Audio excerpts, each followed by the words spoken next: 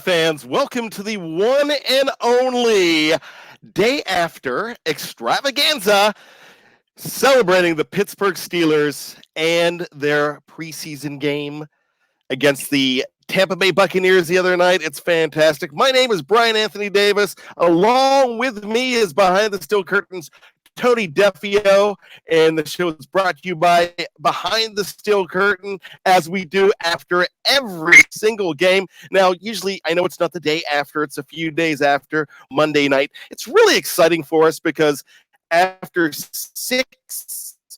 like 7.5 long months, Tony, we have football once again in the Steel City, and Steeler Nation is going crazy. What do you think, my man? So glad to finally get to talk about some football that I got to watch live. It's going to be a fun show, and I'm excited. I am too, and this is for doing this by ourselves. Special thanks to Dave's behind the past couple MC'd. So we're back. We're doing it. It's a little bit earlier throughout the season. When the season starts, we're probably going to do this a whole lot more in the evening. But because of scheduling concerns, we're going to go ahead and do it tonight. It's great to see we have fans already showing up on YouTube. So be sure to chat with us on the live chat. So much to talk about. Some great stuff from the other night. Some sad things over the weekend in Steeler Nation. We're going to talk about all of that. Tony, the Steelers played their first game. And usually when the Steelers play a preseason game, week one is a tight affair. It's never really a blowout. It seems like the Patriots and the Ravens always have blowout games. And once again, they both did this weekend. The Steelers did not have a blowout, but they scored a lot of points. So my question to you is, what really resonated most with you when the Steelers beat the Buccaneers the other night? Well, I think the main thing, they scored 30 points, which, as we talked about off the air, it hardly ever happens. I think that is a testament to their depth at backup quarterback. I think they have three worthy candidates that fight for those two spots, the second and the third string quarterback. So I think that's one reaction I have to that. And I think as far as what resonated with me is I was excited about some of the individual performances that I saw, and I'm sure that we'll talk about in a sec. And that's something we are definitely going to do. In fact, the title of the show is, Can Steeler Nation Feel Better After Just One Preseason Game About the Backup Quarterback Situation? And my answer to that, Tony, is yes, they can. Here's the reason why. The last couple of years, we looked at these guys and we were like, okay, they're not great, but they're there. And last year it was like, okay, Josh Dobbs is coming on. He doesn't look amazing, but hey, we got him, so that's good. But so this year we have three quarterbacks not named Benjamin Todd Roethlisberger that showed up and looked really, really good. So that's something that I'm really excited about. Let's talk about them all. Josh Dobbs, number 5, third-year veteran coming out. And he got the start, and a lot of people feel that he earned the start. Look, nobody earns the start in this situation. This is in the Mike Tomlin regime.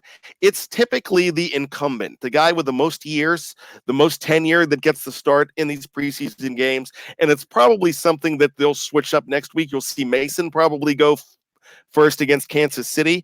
But Josh Dobbs came in. He led a couple of scoring drives. He had 2 scoring drives, no touchdowns. Actually, excuse me, 1 scoring drive, which was a field goal. But he looked pretty good with his legs, and he had a really beautiful pass right away to James Washington for 44 yards to announce himself with authority. So let's go ahead and grade these quarterbacks. Let's go ahead with Josh Dobbs first. I'm going to give him a B. I think he looked really good, and like you wrote over the weekend, he was kind of compromised by his offensive line. They had all subs. I think Filer was the only one that started, if I'm not mistaken. So it's hard to look really good in that situation because you don't have Juju, you don't have all the starters at your disposal when you're going up against Tampa's number 1 defense. As many of those guys started, I'm not sure, but you're going up against their number ones and a bunch of your number twos and number threes. So, under those circumstances, I think he did a really good job and he looked really poised. And I'm going to give him a B. Okay, and something it's great to have everybody chat along with us. Kyle Smith disagrees with me, and he wouldn't say the pass was beautiful. Hey, it's beautiful to me when I see James Washington haul it in. As long as it's a completion, I love it. But that's a good point, because that's something we're going to get to, Kyle, a little bit later when we're talking about Mason Rudolph, because I have some theories on his touchdown pass. But Josh Dobbs, to me. If I'm ranking these guys, I still have him at number 3. I know he was out there with the first team.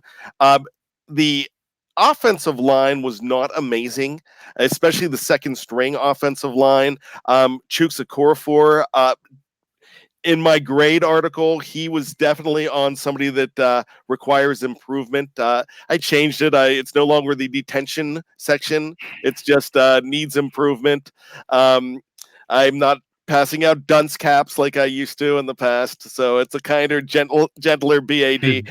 But so these guys were kind of running for their lives at quarterback, but when they had a chance to throw, they did not look bad. Pretty good stat line for all 3. So you're going with a B. I'm looking at a B minus for Dobbs. He does have that extra tangible. He has the ability to get them out of trouble with his legs. But is that enough if he has to play late in the season and spell Ben Roethlisberger, especially like he had to in Oakland and could not get the job done? That's really what we're looking at most in this situation. Cree Ickes, a big fan of us.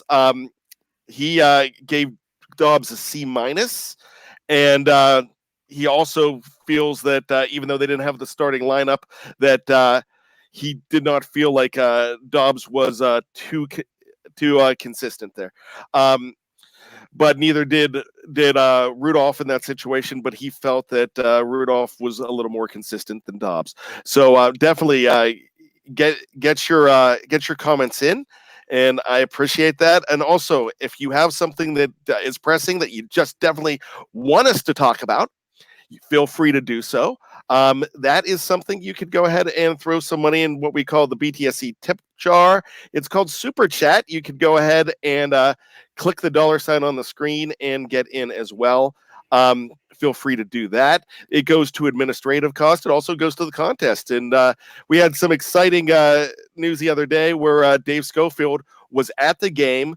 He met up with our contest winner who won tickets from behind the steel curtain from Canada.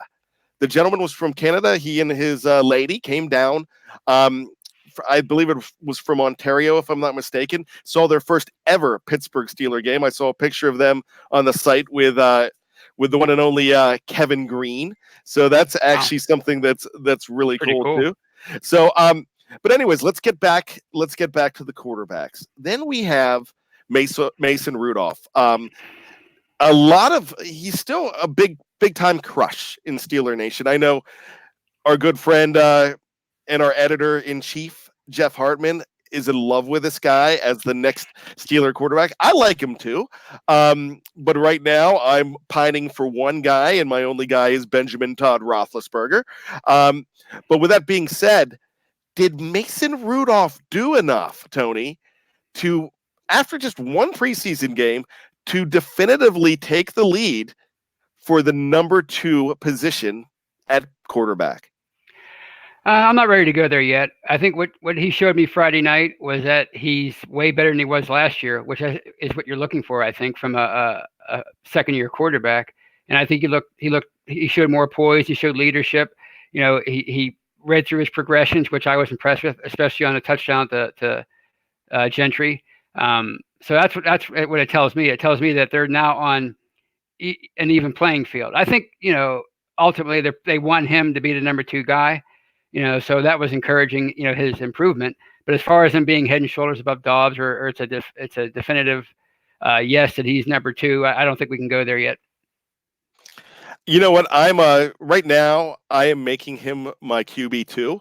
Of course, that could change in just one quarter, 1 week.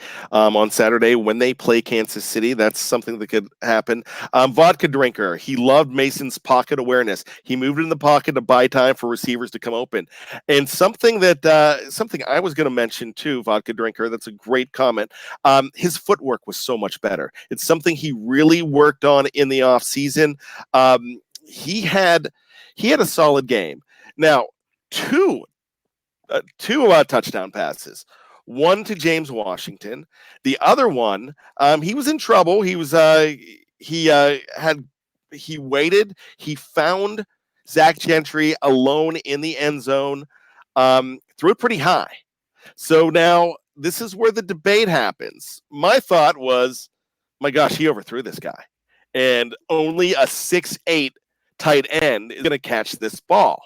And then there's others that are, well, you know what? It was by design to go ahead, like Ben would do with Jesse James a lot, throw it high and have him go get it because only he can get it. And no one's going to be able to cover that unless you're Andre the Giant.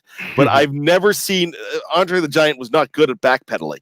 So, yeah, I mean, and he was a liability in coverage. A lot of people don't realize that. He had stiff hips. He couldn't move his hips out of the break. My gosh, I would love to see Andre the Giant trying to He'd be great on a Hail Mary pass, though. Oh, yeah, you would put Andre up there every single time. Anyways, okay, we're getting off subject. We get goofy here, and that's the glory of the Hangover as well. So, you know what? What's your thoughts on that? Because I tend to think that he was overthrowing him. A lot of people were giving him a little more credit than I did. He still looked good being able to, turn a jailbreak. Not really a jailbreak, but turn oncoming rushers, and he was in trouble and get out of trouble to throw that ball. So I'm going to give him credit for that. Am I wrong, Tony? And you know what? I have no problem being wrong.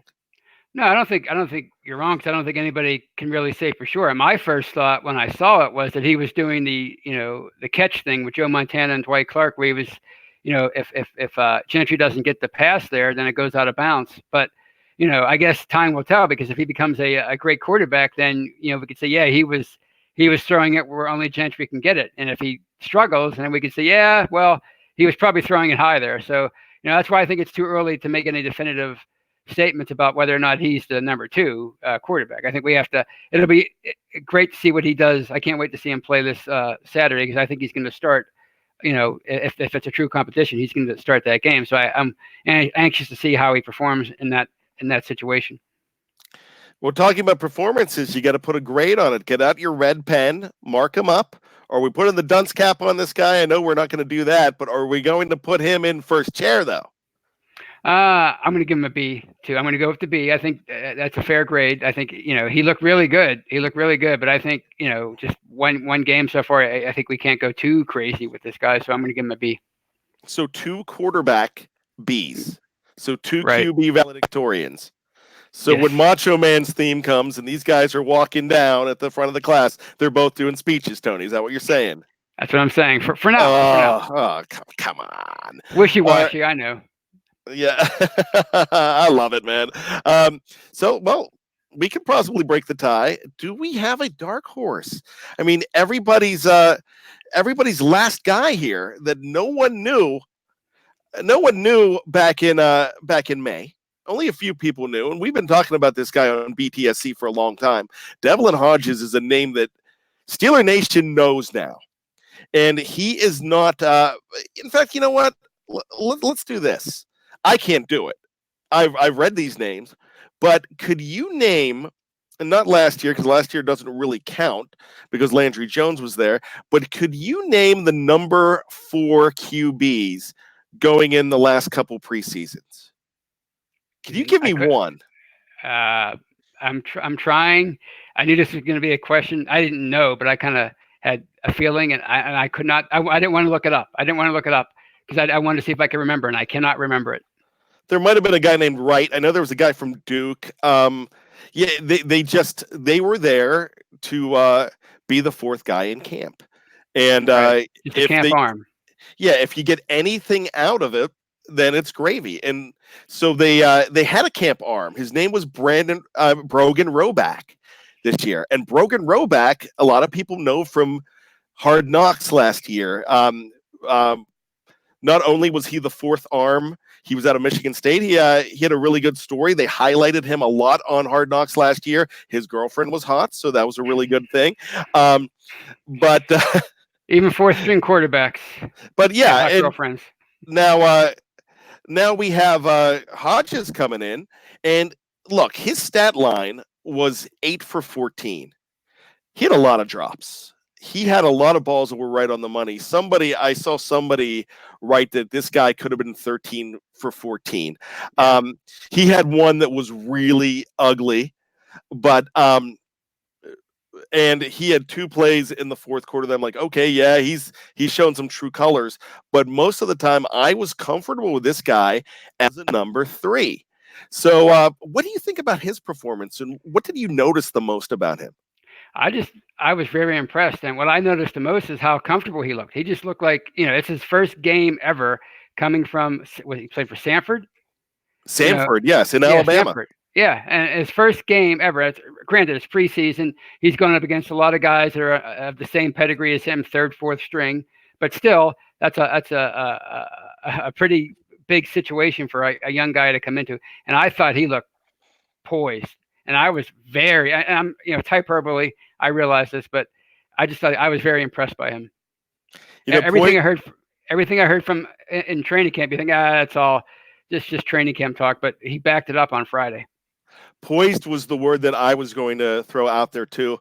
I really like what he can do. And hey, look, I like all these guys. And I think we definitely have a wealth at quarterback this week that we didn't think we had. The goal for me is what if you could get a 6th or 7th out of a guy like Dobbs? Because, come on. The reason that you made that trade last year to go ahead and jump ahead of Cincinnati to get Mason Rudolph was for him to either bridge the gap or be the heir apparent. When you have a guy that do you really want a guy the caliber of Josh Dobbs if he were to if Rudolph would win the job, the caliber of Josh Dobbs to go ahead and carry the clipboard and learn, or a guy with so much upside that really could be a future player in this league, or a high caliber backup in a guy like Devlin Hodges? And think about what Devlin Hodges has done in his career. He is the all-time FCS leading passer, a 24-year record he broke. And the man that he broke was one of the best small school quarterbacks of all time, a guy named Steve McNair. So that's what I'm thinking here. If you could try to trade a guy like this, go ahead and trade him. I think he would have more value than a guy like Landry Jones would have had. But that's something we won't know. I mean, the next few games, you can't just, and I'm doing it, but you can't just say, okay, it's over after 1 week. And I know that, but there's a possibility that you have a wealth at this position now that you no longer have had before. So let's go ahead and give this man a grade. Devlin Hodges, number 6, the best number 6 since one Walter Bubby Brister. I'm going to give him a B-. And I don't want to, go too crazy. So I'm going to give him a B-. I really liked it. And I like what he said about the scenario of trading a Josh Dobbs. I think his ceiling is as a backup. I think he could be a really good backup in this league. So, there's no point in him, as you said, carrying, being a number 3 guy, this year. Whereas I think Mason Rudolph, his ceiling could be as a starter. And I think that's where his potential could possibly take him. And Devlin Hodges, you just don't know. You don't know where the next great quarterback is going to come from. So, why not keep him on the roster as your number 3? If you get into a desperate jam, in the season, God forbid, you can always sign a veteran. But I think I like what you had to say about the possibility of trading a Josh Dobbs and seeing what you can get for him. Is this the best position the Steelers have been with quarterback depth in the last couple of years? Oh, I say yes. Absolutely, it is, and I think it's a testament to them for recognizing that they needed to upgrade the position overall, and they went out and they spent a couple of high draft picks or fairly high draft picks to bring some talent in the last few years. So I think it's kudos to them for doing that. Well, once again, I'm pretty excited about that. There was a lot of depth questions coming in at a few positions, and all of a sudden, there's a lot more depth that we know of. Let's go to wide receiver real quick. We didn't see Juju. Nobody wanted to see Juju. We didn't see Dante Moncrief. That's a guy that a lot of people want to see, but that's a guy that a lot of people have gone ahead and penciled in as the wide receiver number 2. You can't do that now after this week. When you saw what James Washington did, he came in primed, he came in ready, and after the game, he was very humble about it. And here's something I'm going to segue into real quick. We're not going to be very humble about this because this is something I'm going to boast. Jeff went ahead and put his article after the game where he put the sound in, and we got a mention on Good Morning Football this morning. Behind the Steel Curtain was credited with the quote and the audio about James Washington saying, "Look, I haven't even done anything yet." So that's something that you've got to be pretty excited about, the fact that this guy is humble enough to say that, hey, I've got so much more to show you. You feel that's the case? Absolutely, I think it's again a great testament to his attitude, and what he showed on the field. It's kind of like what Mason Rudolph. He showed that he's much more comfortable and much more has much more confidence this year than he did last year.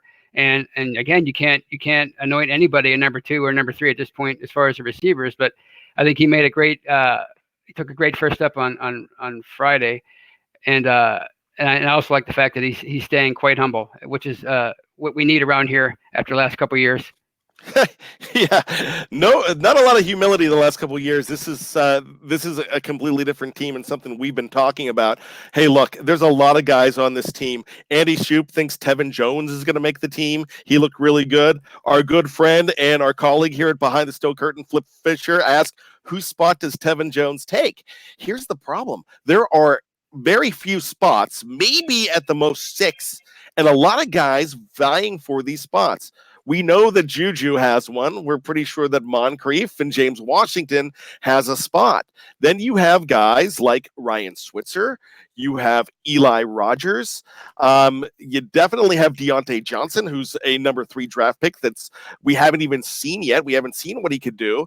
The other day, we saw some good stuff from, of course, Tevin Jones, but Deontay Spencer and Johnny Holton. Nobody knew who Johnny Holton was unless you really paid attention. And this guy came in and he runs fast. He's a good return man. Same with Spencer, who did great things up in Canada. There's a lot of guys here. And we're not even talking about Trey Griffey, Ken Griffey's son, too. So there's a lot of talent here. Not all of these guys are going to get spots. It is really going to be a dogfight for these guys. Yeah, like you said, you assume that the first 4 spots were already taken with Juju and Moncrief and Johnson and Washington, but Johnny Holton put himself on the map with that one 59-yard catch and run. I mean, he showed great open field moves and speed. It was a thing to watch, and you have to wonder if they keep 6, how much do they value Big Ben's apparent affinity for Ryan Switzer, the report that they've developed, how much do they value that over what, a Holton or a Spencer can bring to you in the return game. So, you have a couple new hats thrown in the ring as far as receivers are concerned. I think it's at the very least, it's a very healthy position heading into week 2 of the preseason. Okay, Flip, I agree with Flip here that Spencer has an inside track over others due to his special teams ability. But Flip, I will ask you this and go ahead and comment back. What about Johnny Holton? Johnny Holton has good return ability as well. Maybe not as maybe he's more of a kick returner than a punt returner. I don't know the answer to that. But Flip, please go ahead and and let us know about that too. What do you think about that? But Logan DiLorenzo says he saw Holton live at camp and he looked better than the other guys who were fighting for that 6th and 7th spot, fast and looked physically dominant in blocking drills. So I mean, that's something that's big too. Hey, this is a great problem to have. I mean, you can't beat this because this is good. You have guys in this situation where you didn't think you had depth. You lost a guy, Mr. Third and Fifth, which I hate calling him that. I like calling him Mr. Big Chest or I like calling him by his name, but I'm contractually not allowed to here on BTSC, or Dave Schofield will yell at me. But you know what? You can replace them with multiple guys, and that's something with all these guys running around. They're not going to be able to get double coverage. And the number one thing that we wanted this year was to make sure that Juju was not on an island and being covered so much because you don't trust everybody else. We haven't even seen Moncrief. We haven't seen Deontay Johnson. And we have guys that are going to give Juju a break already. Sure, it's against lesser competition, but keep in mind, you have a guy like Johnny Holton who played for the Raiders last year. He's played. I mean, he has played against competition. He has scored before. So that's something to get excited about. One spot where we thought we had a whole heck of a lot of depth, and I still believe we do, but one guy that everybody was really excited about was Benny Snell Jr. I did not think Benny Snell Jr. had the bad game that a lot of people did. One person on one of my, whether it was my grades article or whether it was on, gosh, I forgot the names of my articles already. Knee Jerk Reactions called him Benny Snail Jr. Snail. I didn't think he was that bad. He was playing behind not great of a line. I know Jalen Samuels reeled off that 22-yarder. I thought he looked really good as a pass catcher in that situation. I thought he was running hard. I love his confidence. I don't think you could really go ahead and say that he's not what we thought he was after one game as well. So with that being said, what are your thoughts about Benny Snell Jr.? Excuse me, Snell Jr. Here I'm doing it. And Jalen Samuels as well. Is there a front runner in this RB2 situation? No, I don't think you can say it after that game. I mean, if it's not totally fair to judge the backups, quarterbacks based on the offensive line, well, you certainly can't judge them fairly, the running backs fairly, because you need holes to run through, and Benny Snell Jr. didn't have very many holes to run through, but he did look great on that. Or not great, but he looked good on that when he picked up that third down, on the pass out of the backfield. And Jalen Samuels, he only had 2 carries. One carry went for 19 yards, I think. So it's hard to evaluate him too. Yeah, he had one great run, but he only had 2 carries. So I think to base any opinion off of that game, I think it's unfair to those guys at this point. We have to see what they do over the course of the entire preseason. And, we also have to remember that a lot of the evaluation process takes place at training camp. So, I think it's a wait and see at this point. And training camp ends on Thursday, so that's very interesting as well. Deputy Editor Dave Schofield has jumped in, said Holton is the same role as DHB, but better. That is a very good point there. Flip did mention that about Holton earlier, that he doesn't know whether he did punt returns, but that you do need a guy in that DHB role. He was so very important, and if you have a guy like that, that's something to think about. So you've got a wealth of talent. Where the Steelers did not think that they had a wealth of talent, or at least Steeler Nation, maybe the team did, was an inside linebacker. They went and they got Devin Bush. And look, we don't have to spend much time on Devin Bush. 10 tackles, and still a lot of people said he wasn't that great. He did not play his best game. He has a lot of growing to do. If you have a lot of growing to do after 10 tackles, that's amazing. Then that means the sky's the limit for you. So I'm pretty excited what we're going to see. This guy seems polished out there. He seems like the guy that could bridge the gap between what you had a few years ago with Ryan Shazier. So that's something he is right now as advertised, and the arrow's only pointing up. That's all you have to say about him.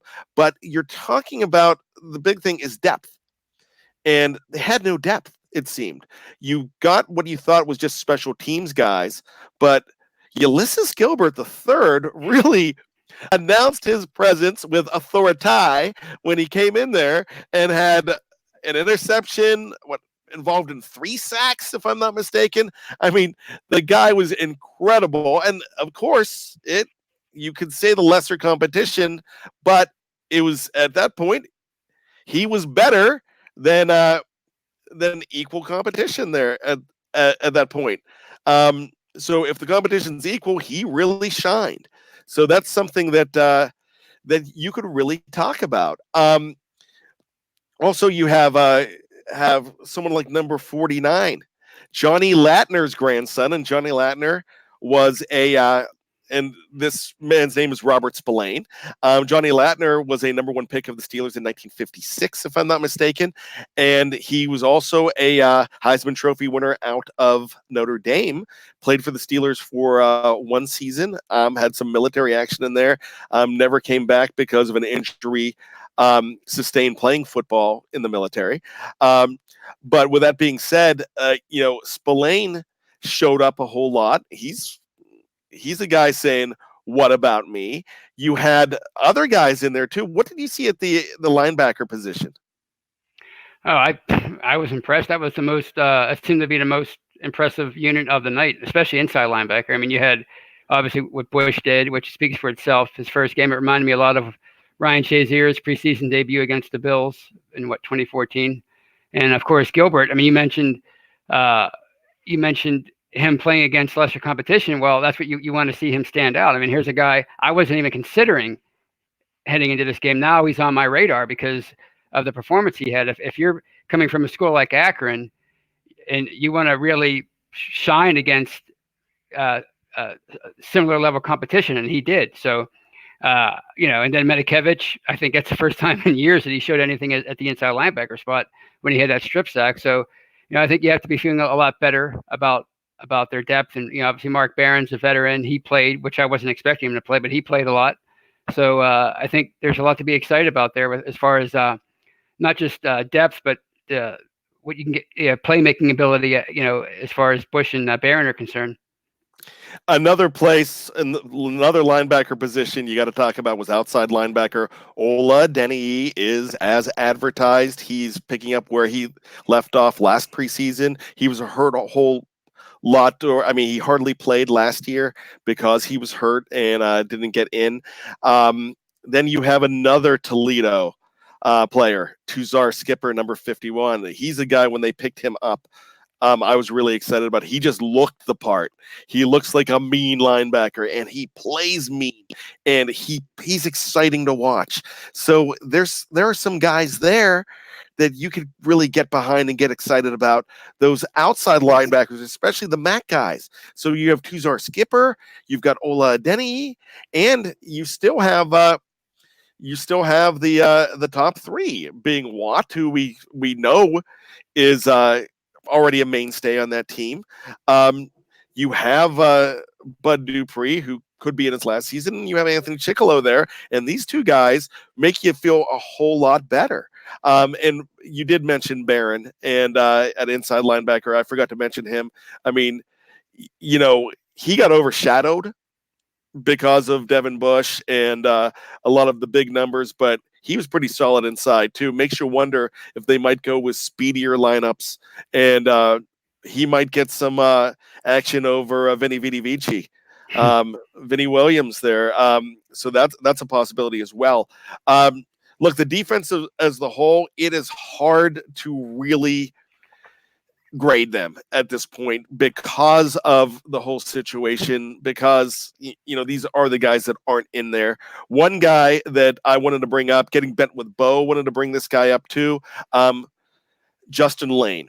He is a press man coverage corner, and he was playing zone. He was getting destroyed. Darren Dalton agrees that it was he got sick to his stomach watching this guy get destroyed out there. But that's something that are you going ahead and you're putting him in a bad situation? But the thing about him is he's the kind of guy that, I listened to him afterwards and he was like, hey, you know what?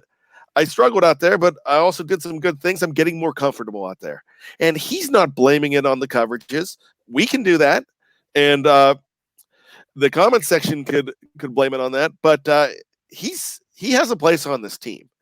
And so, if he's taking his licks, that's fine. But what are you thinking right now about this guy, the 3rd round pick, Justin Lane?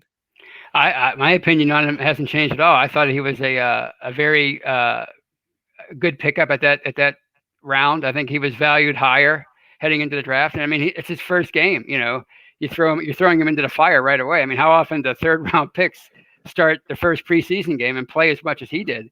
So all you can hope for is that he really did learn from that. I mean, you're not going to expect him to play lights out right away, but if he can take that experience and learn from it and get better, and like you mentioned, he said, I was over my head in the beginning, but I felt like I got comfortable as the game went along. That's all you can ask for a guy in that position. So my opinion hasn't changed at all. I'm still excited about what he can do, if he continues to progress, or if he does progress, heading through preseason. That's very true, and that's something that's going to be very exciting to watch. Ryan Kellerman says Dupree is not getting cut. No, there's no way he's getting cut. That's not a thing. But does he get re-signed? Does he get a new contract? He is betting on himself, and he's not looking to sign an extension right now. He wants to have a great season and get paid big time next year. Which, hey, I wouldn't be surprised if he has a big season. I think it's coming. But I would have loved to have seen it in the last 4 years here as well. But with that being said, final thoughts on this game, Tony? Oh, it's I learned a long time ago not to get too high or low about preseason football. I look for individual performances, and as far as I was concerned, they gave me a lot. They entertained me a lot with the quarterback play, and obviously Devin Bush and James Washington, Holton.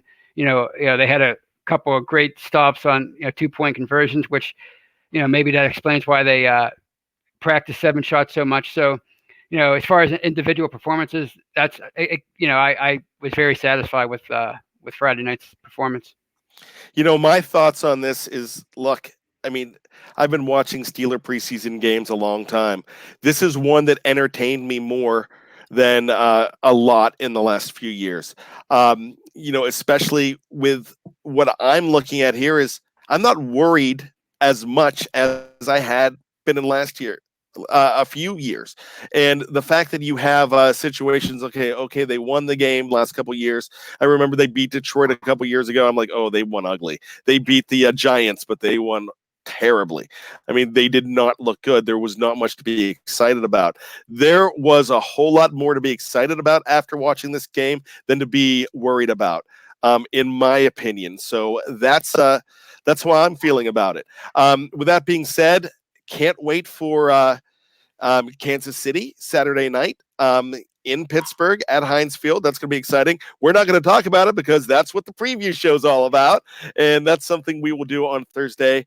Join Jeff Hartman, Dave Schofield, and myself for that. But before we go, there's something I do want to go ahead and mention. Just the very sad news. 62-year-old Daryl Drake, the second-year receiver coach, a longtime coach in this league, passed away yesterday.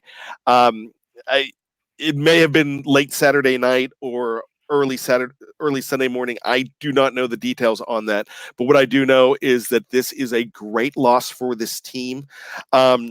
If you watched on social media, if you noticed on Twitter, these receivers were really feeling it. Something I heard listening to Steeler Nation radio today, something very interesting was the fact that this is a guy that when everything was going down right before the Cincinnati game, he called a players-only meeting.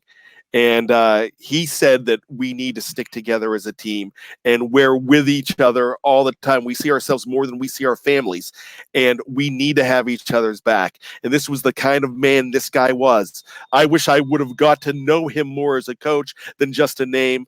And this is a very sad loss.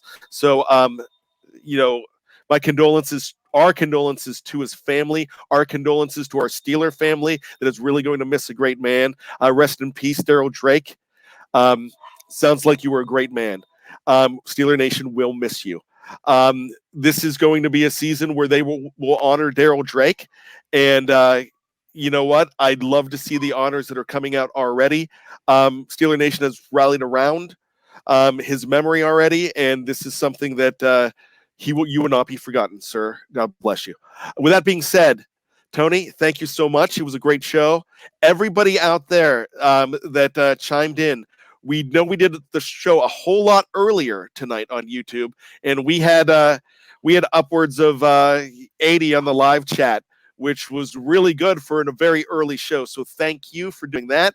With that being said, for Tony Defeo, my name is Bryan Anthony Davis. You, my friends, have just been hungover. We'll see you next time. Take care.